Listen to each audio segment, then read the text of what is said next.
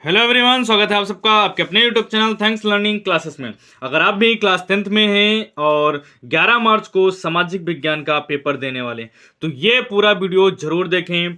बिल्कुल viral model paper आपके लिए लेके आ गए हैं। ये है 11 मार्च के लिए, तो वीडियो को पूरा जरूर देखें क्योंकि यही मॉडल पेपर बोर्ड पेपर में छपने वाला है। यहीं से क्वेश्चन आपको देखने को मिलने वाले हैं।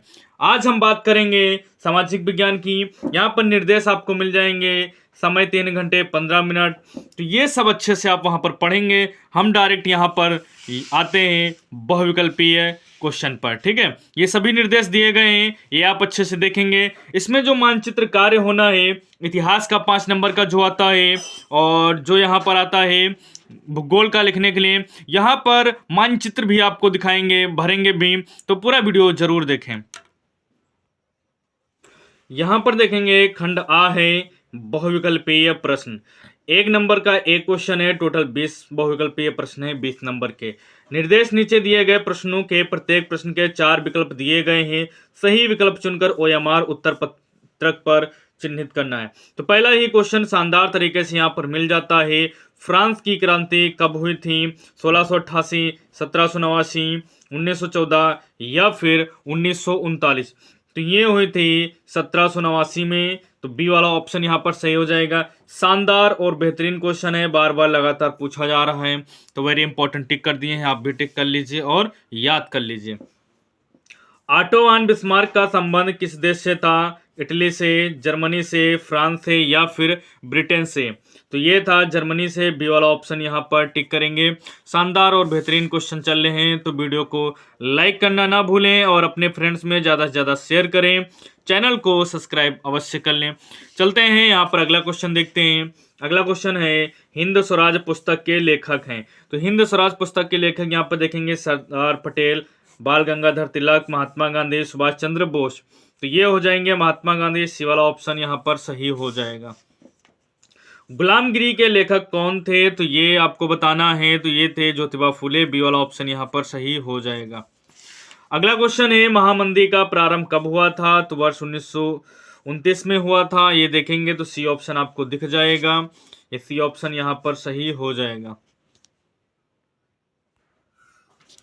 क्वेश्चन नंबर 6 है, निम्नलिखित में से कौन सा अजैवीय संसाधन है? तो चट्टाने या फिर पशु या फिर पौधे या फिर मछलियां? तो क्वेश्चन नंबर 6 का यहाँ पर ए ऑप्शन हो जाएगा, चट्टाने। अगला क्वेश्चन देखेंगे, निम्नलिखित में से किस प्रांत में सीढ़ीदार यानी कि सोपानी खेती की जाती है? ये वहां पे की जाती है जो ढालनुमा जमीन होती है या पहाड़ी नुमा जमीन होती है। ठीक है ना, तो ये पाई जाती है उत्तराखंड में। तो यहाँ पर हम डी वाला ऑप्शन टिक कर लेंगे। अगला क्वेश्चन है, पंजाब में भूनिम्नीकरण का निम्नलिखित में से मुख्य कारण क्या है? तो अधिक सिंचाई। यहाँ पर क्वेश्चन नंबर 8 का बी वाला ऑप्शन सही हो जाएगा। उसके बाद देखेंगे, बॉक्साइड अयस्क है क्या है? ये आपको बताना है, शीशे का, तांबे का, जस्ते का या फिर एल्यूमिनियम का? तो ये है एल्यूमिनियम का। यहाँ पर डी वाला ऑप्शन सही हो जाएगा। अगले क्वेश्चन की बात करते हैं। तो अगला क्वेश्चन हमारे पास है, निम्नलिखित में से किसे इस्पात नगरी कहा जाता है? क्वेश्चन नंबर 10 का सी ऑप्शन हो जाएगा, जमशेदपुर को इस्पात नगरी कहा जाता है। अगला क्वेश्चन है, यहाँ पर भारत में कुल कितने संघीय राज्य हैं? 27, 28, 32 या फिर 30? तो यहाँ पर हो जाएगा बी ऑप्शन सही, यानी कि 28। अगला क्वेश्चन है, भारत में अवशिष्ट शक्तियां किसको प्राप्त हैं? राज्य को, संघ को, ए और बी दोनों को, डी इनमें से कोई नहीं? तो ये प्राप्त है संघ को। बी वाला ऑप्शन यहाँ पर बिल्कुल सही हो जाएगा। अगला क्वेश्चन है, भारत में पंचायती राज की स्थापना कब हुई थी? तो ये हुई थी वर्ष 1992 में। 13 का सी ऑप्शन यहाँ पर सही हो जाएगा।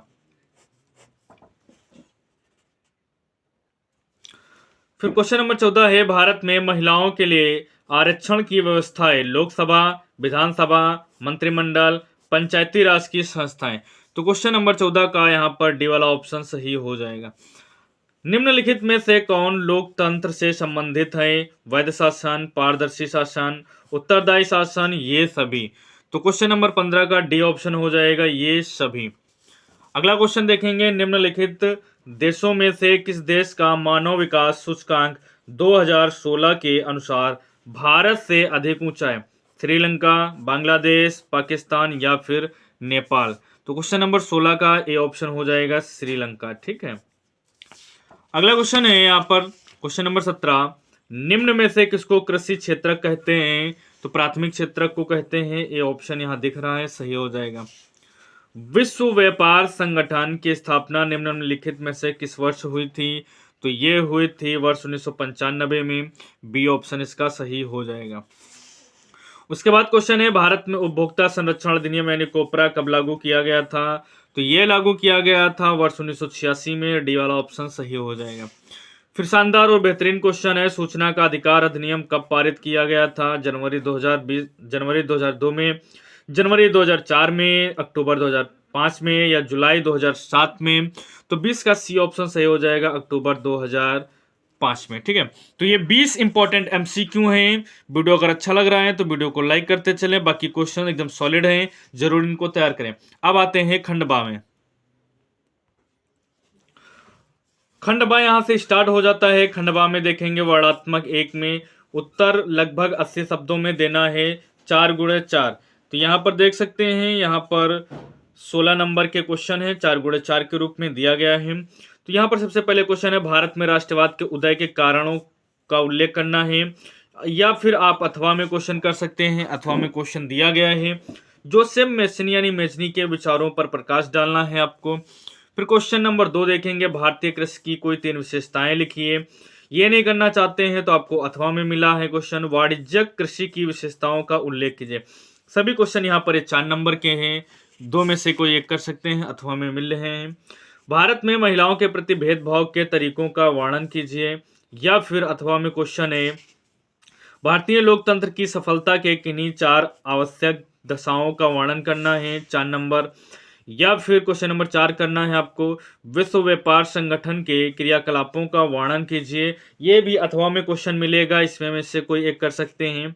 उपभोक्ता जागरूकता हेतु कोई 4 उपाय सुझाइए, तो इसको आप तैयार कर सकते हैं। वर्णात्मक 2 में देखेंगे तो उत्तर लगभग 150 शब्दों में देना है। यहाँ पर देखेंगे 4 क्वेश्चन है, 6 नंबर के, टोटल 24 नंबर। ठीक है, असहयोग आंदोलन के कारणों एवं उनके प्रभावों का उल्लेख कीजिए। अथवा में ये भी क्वेश्चन आपको मिल जाएगा, भारत में राष्ट्रवाद के उदय के प्रमुख कारण क्या थे। उसके बाद देखेंगे तो मृदा अपरदन का क्या अर्थ है? मृदा अपरदन, मृदा संरक्षण के उपायों को सुझाइए। अथवा में ये भी क्वेश्चन मिल जाएगा आपको, वनों के महत्व का वर्णन कीजिए। क्वेश्चन नंबर 7 देखते हैं, तो संघवाद का अर्थ क्या है? संघीय व्यवस्था की प्रमुख विशेषताओं का उल्लेख करना है। ये नहीं करना है तो क्वेश्चन अथवा में मिलेगा आपको। भारत की विधायिकाओं में महिलाओं के प्रतिनिधित्व की स्थिति क्या है, ये आपको बताना है। क्वेश्चन नंबर 8 देखेंगे, विकास सूचकांक को परिभाषित कीजिए। मानव विकास के घटकों का वर्णन कीजिए। ये क्वेश्चन भी अथवा में मिल जाएगा, तो इसको आप कर सकते हैं। अर्थव्यवस्था के क्षेत्रक से क्या तात्पर्य है? द्वितीय क्षेत्रक की विशेषताओं की विवेचना कीजिए। ये कर सकते हैं। तो यहाँ तक थे ये 6 नंबर के क्वेश्चन, आप कर सकते हैं। उसके बाद देखेंगे मानचित्र संबंधी कार्य, ये वेरी इंपॉर्टेंट है, इसको आप जरूर से अच्छे से सीख के जाएं, क्योंकि 10 नंबर यहाँ से आपको मिलते हैं। निर्देश प्रश्न संख्या 9A तथा 9B मानचित्र से संबंधित हैं, तो इनको आपको देखना है अच्छे से। ये रहे प्रश्न नंबर 9 का A और 9 का B। तो यहाँ पर देखेंगे 9 का A क्या कह रहे हैं, निम्नलिखित स्थानों को भारत के दिए गए रेखा मानचित्र में या बिंदु चिन्ह द्वारा नाम सहित दर्शाइए।